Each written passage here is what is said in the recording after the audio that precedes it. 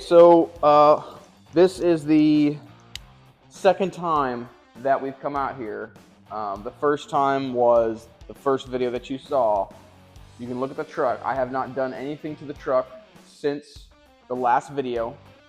And in that last video, I said we were going to see if these batteries were good. These were the ones that came out of that truck. They were from 2018. These are a no-go, unfortunately. I put the charger on them for over a day, and they're just so dead. They will not gain a charge. I know that you could hook like a welder to these things and maybe burn the sulfate off, if I'm saying that right. But luckily, we have these two marine batteries. There's one here and there's one out there. I've had these charging, and these do have a good reading of like 12.5, 12.6, and I charged them over a week ago. So we're going to hope that these little marine batteries will be enough to crank it over today and hopefully see this engine fire up. Another tip is it's getting kind of cold out right now. We're in Missouri, and this one's on the charger just because I want to give it some extra juice. The other one I put outside in the sun, and that really helps the battery. It helps the, I don't know the exact science behind it, but the fluid inside slows down when it's cold. But when they warm up, they can pass through faster. So I just took that battery, I put it outside in the sun, and I'm hoping between that and this one being on the charger, we'll have enough juice to turn it over and hopefully see if this thing's going to fire up. We have not spent a dime on parts or anything for the truck yet, and I will keep you guys updated on when we do that. Today's goal is to clean out the valley of this truck, and I'm going to jump in there real quick. And also, if you don't have one of these topside creepers, get one. Not a matter of if you need one. If you're working on a truck, if you have trucks, get one. So, tremendous amount of poop. I mean, that's like a solid mass of turds right there. And from the first video, if you watched it, we had a raccoon living in the truck. Probably been 3 years, 2 years since it's fired up. Last time it ran pretty bad, but it did run. I mean, he shredded that over there. He made a little bed for himself. He was curled up in there. They shredded all this. I say they because there's tons of rat poop everywhere. It's been setting. So today's goal is going to be to clean the valley out. Everything, all the poop, all this insulation from the hood that they ripped up and stuff down in there. We've got, IPR harness that is unplugged, frayed wiring right there. Somebody made a repair. They also chewed up this wire here to the alternator. I don't know what else they've chewed up. But like I said, we're just going to dig in. We're going to clean it up. We're going to see if we can turn a key on, get power. And really at this point, kind of assessing the damage that was done by letting this truck sit. And this was a really good running truck when I bought it. Had no problems with it whatsoever, running-wise. So I want to get it back to that point, and we're hoping that the injectors inside are good, and trying to do this build on a budget.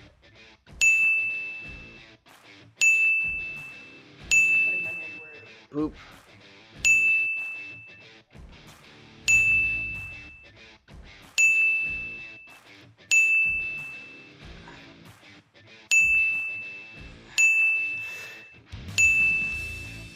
Oh my gosh, there's 20 pounds of poop down in here.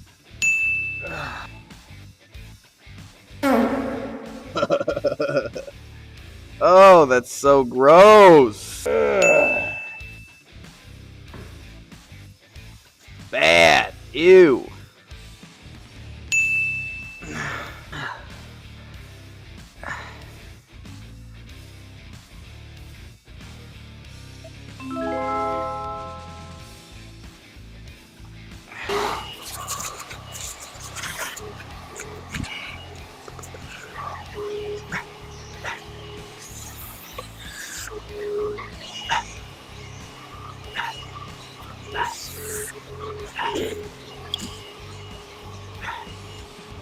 Get a longer one.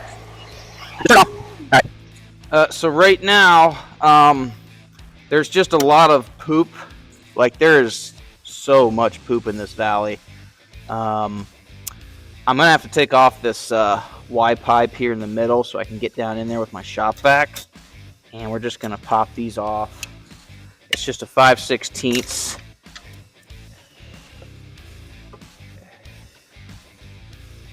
Okay.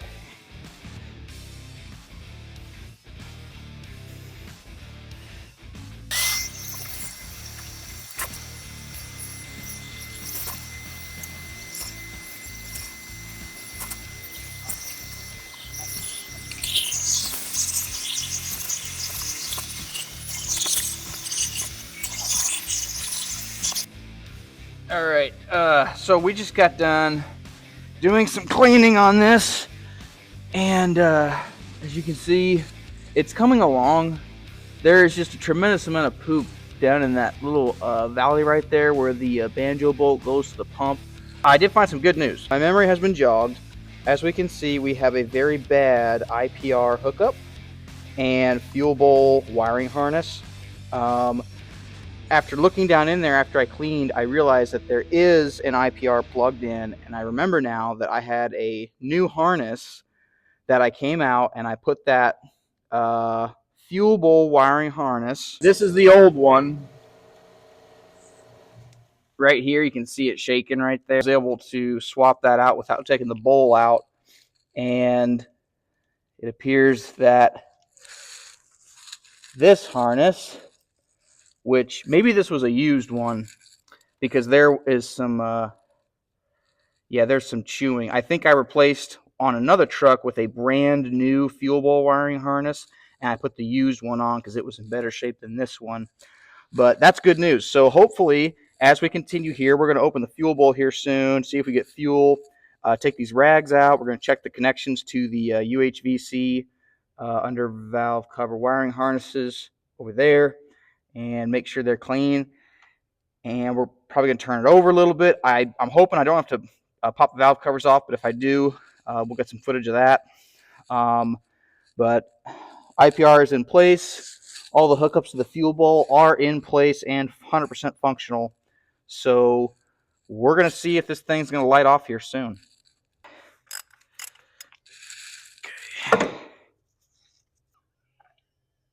Okay, all right. So we got this fuel filter pulled out. I mean, it's not great, but it's not horrible. We have diesel fuel in the bowl, which is pretty nasty and foul looking and smelling. But it's diesel, it's an oil. The tone and the color is probably just from rust particles and whatnot. So we're going to put this back in, and hopefully, yeah, that fuel bowl was full because now we're putting it back in, and a little bit of diesel came out. So that's really good news. I'm going to close this back up. And I'm wrong earlier. The IPR is plugged in, but I do not have the fuel bowl heater hooked up to it. And I think the water and diesel sensor hooked up. But the IPR is hooked up. It's just floppy up here. Being said, I'm going to clean out this guy over here. I'm going to make sure that all those look good. And then we're going to get some batteries put in. I'll put the plenum, or the, not the plenum, the Y pipe back on, and we'll start cranking, and we'll see what we got. These are the batteries I was referring to earlier. They are marine batteries. They're just what I had laying around. I've charged them up. I put them outside in the sun. So hopefully this will be enough to kick this thing over. Drop these guys in the truck.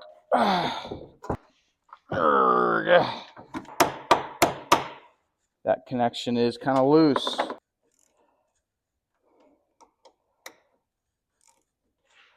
Okay, that's better. Keep this handy in case I want to jump something. And let's check the oil. I did open this up too to the oil fill, and it looks really clean, but it does look dry. Like, you know, this thing's been sitting for forever. So oil, got lots of oil.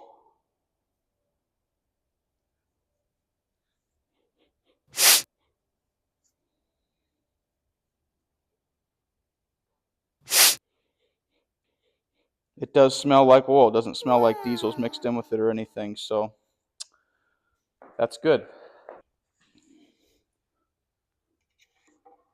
Oil in the truck. Batteries are hooked up. Key will turn on, and we'll see if that glow plug relay clicks. That's what we want to hear. We have not done this, so what you're seeing is the first time. Same as me. We have a wait to start light. That is awesome. Glow plug controller is working.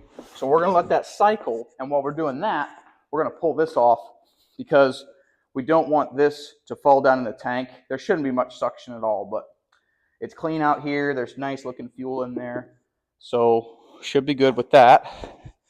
And we're actually on the rear tank. So we're going to take this one out.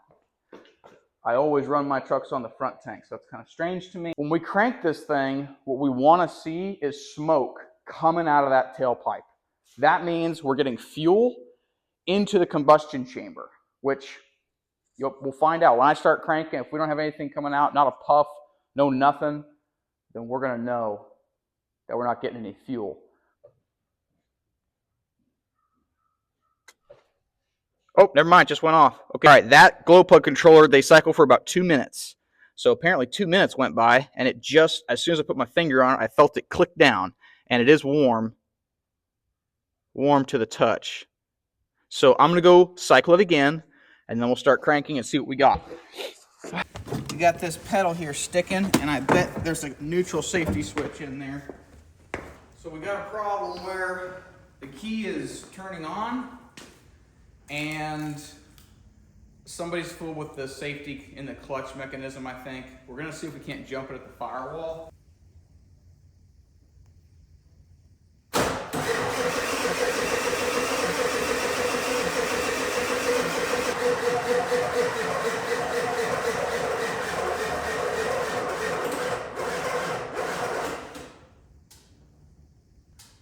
Okay, so what we know is these batteries are not going to cut it.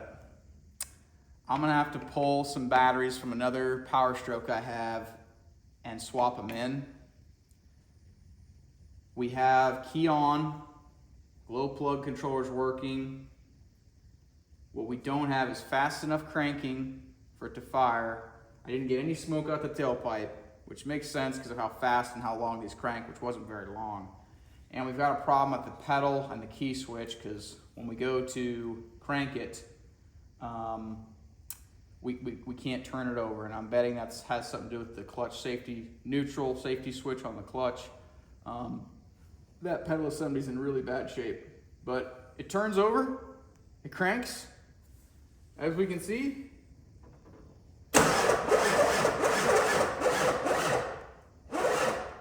It just doesn't have the guts.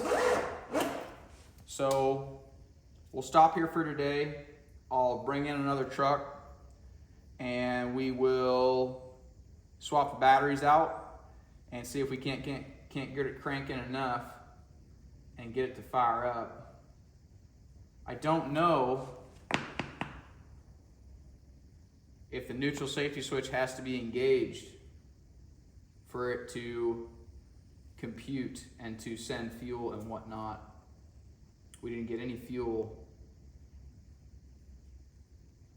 so we'll have to figure that out.